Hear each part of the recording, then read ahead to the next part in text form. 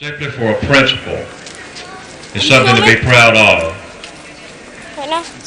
As we think of more recent history, many of our family fought in World War I, World War II in the Pacific and the European theaters, then on to Korea and through the rice paddies of Vietnam, and possibly even some now maybe in the desert.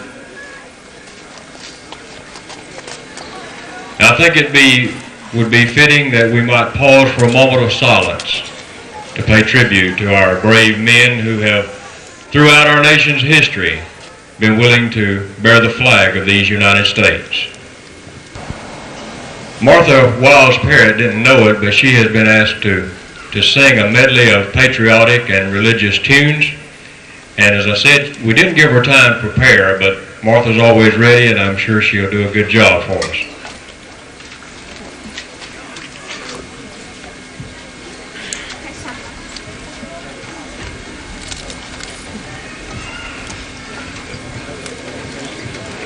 I didn't even have time to get nervous. So you have to put up with the noise that comes out of my mouth.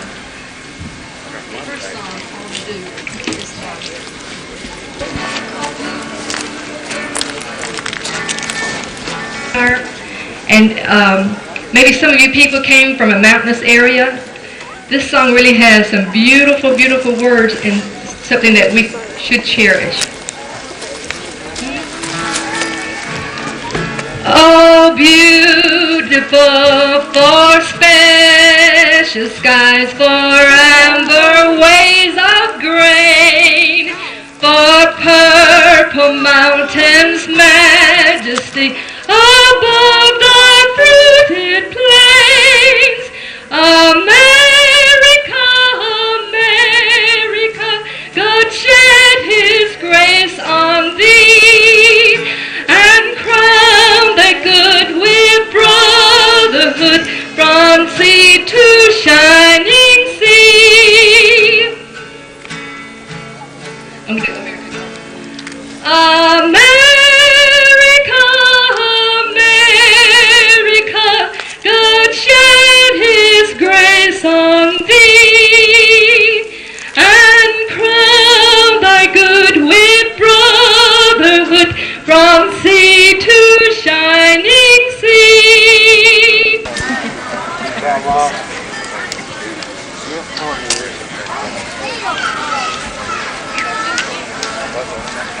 The time shall come, no more clouds in the sky, no more tears to dim the eye. All is peace forevermore on that happy golden shore. What a day, glorious day that will be. What a day that will be. With my Jesus I shall see, and their Lord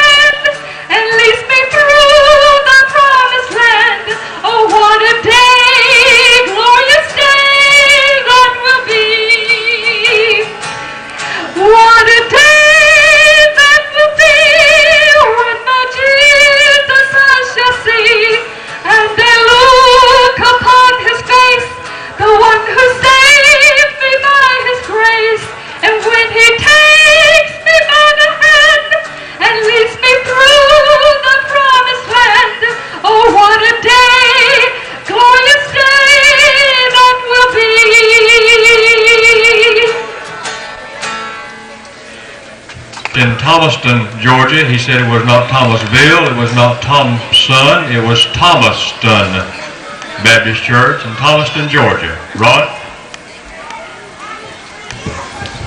I want to thank you for the opportunity to come and share with you today. As you might can see, I don't have Janice with me. It was put in the newsletter, I think in the newspaper, that my wife Janice would come and sing, and my children would be here. I have twin girls that are 8, and my boy at 9. His name's Robbie. Robbie and I came, and Robbie didn't want to sing, and you don't want me to sing. I can tell you that right now. But Janice, who is a singer of our family, had strep throat, developed that during the week, and was unable to get a voice out. Of course, it's kind of peaceful around the house right now. But the girls, they wanted to stay home and take care of Molly, and so it left me to come. Now, I could have come prepared to sing, but I would have had to bring a shower and a shower cap and a shower brush. That's the only time I sound good, is in the shower. I am a preacher, and I'd like to know, am I the only wiles that turned out to be a preacher? Are there any other wild preachers?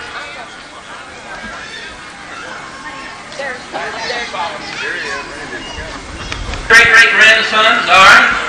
Great.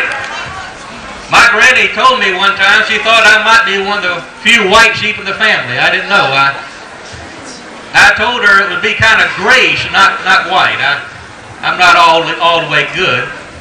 But sometimes we preachers are put on the spot, and we sometimes don't know exactly what to do.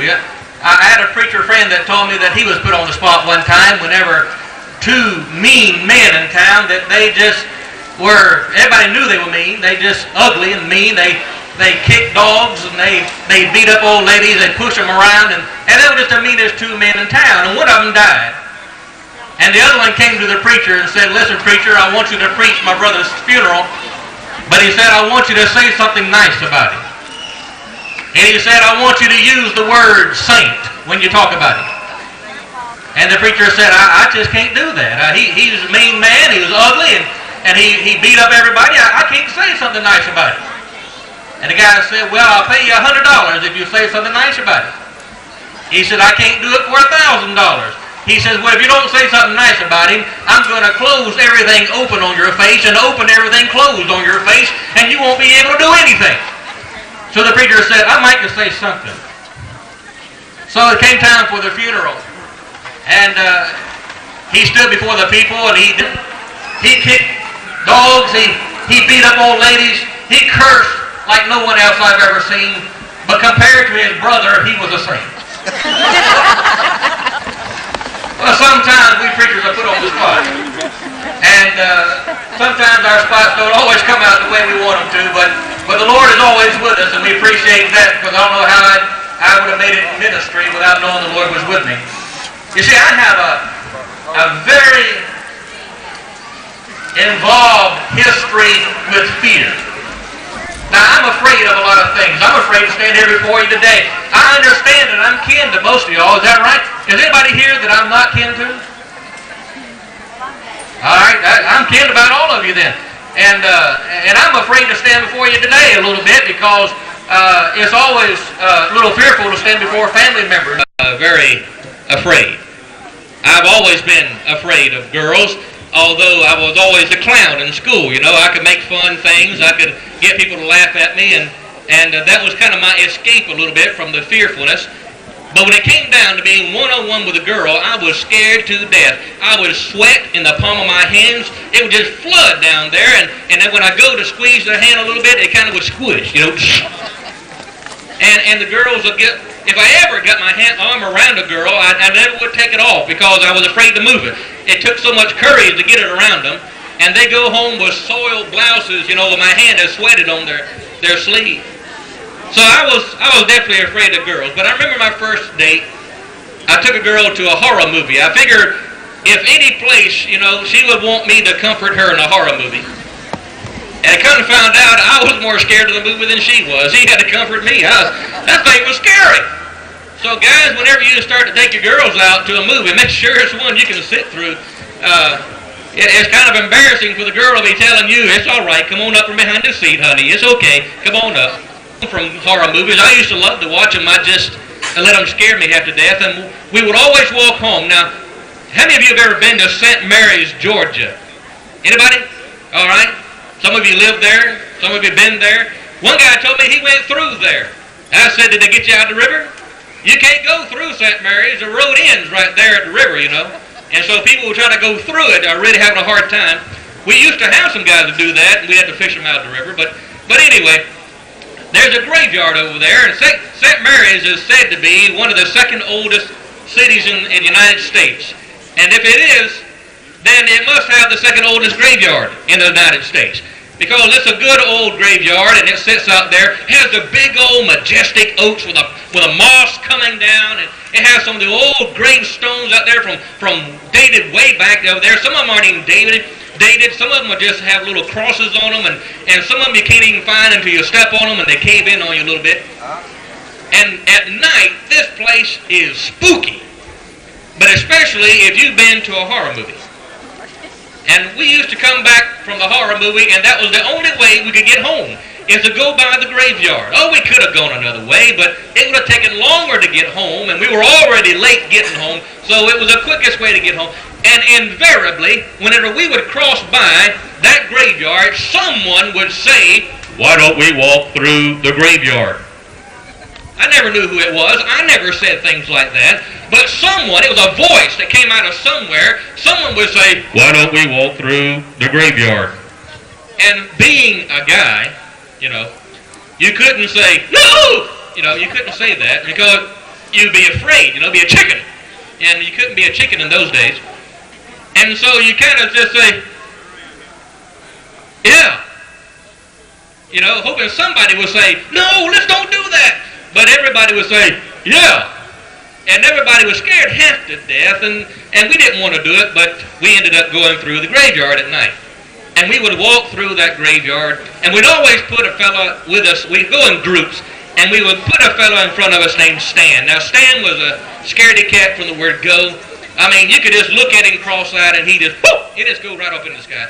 You could walk behind him sometime and give him a little goose, you know, and peel him off the wall. He just right in there. He was a spooky guy, great guy, but we put him out front because Stan would take off his shoes to walk through the graveyard because he said his toes could pick out where the graves were, like little radar units. He could pick out where those graves are all around.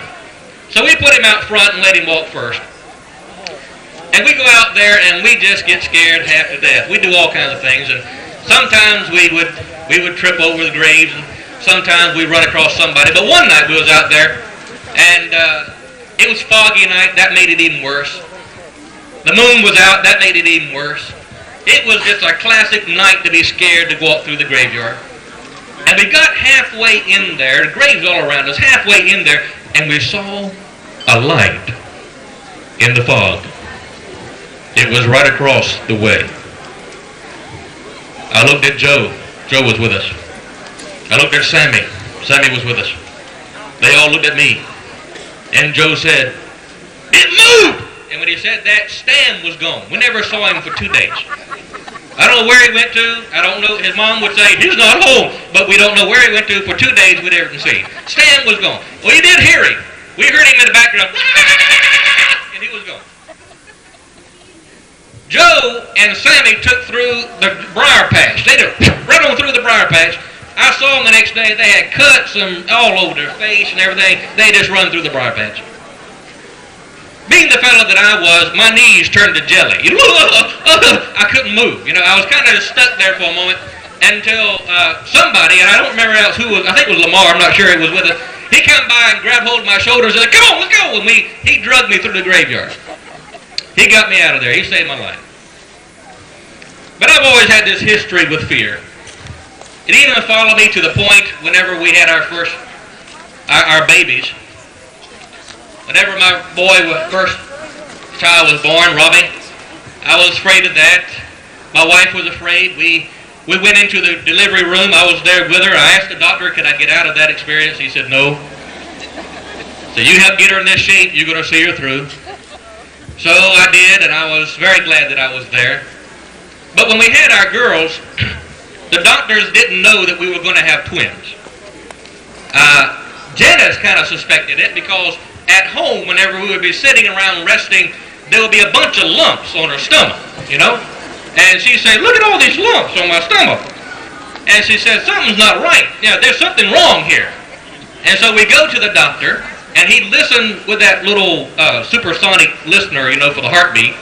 And that heartbeat would just go boom, boom, boom. It's one beat. A strong beat. But it'd just be one heartbeat. And then the nurse would go in there and she would mash Janice's stomach. You know, you ladies know what I'm talking about. Just pull it out. I mean, look like she put the hand almost through to the backbone. Right in there. And so there's a head, and there's an orb, And every now and then she'd say, I don't know what that is. Well, we found out later it was another baby. That's what it was. But the doctor didn't realize there was two of them in there, and we didn't either, until the night that we birthed them. And I remember whenever Janice was getting ready to do that, I was with her.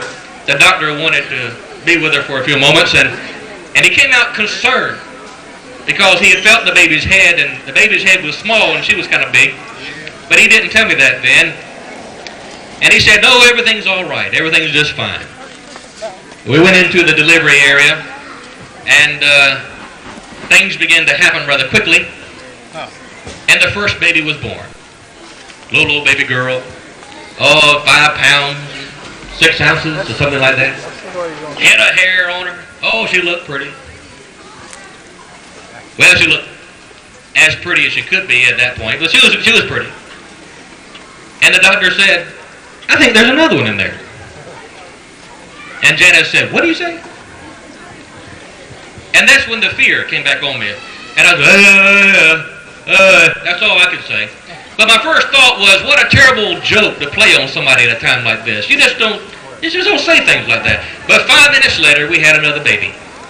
And then this nurse came by. Of course, after you have twins, you have a good bit of afterbirth. And this nurse came by and said, oh, I think there's another in there. I'd like to get hold of her, you know. I'd like to lay hands on her in a hurry, you know. But I've always had this history of fear. But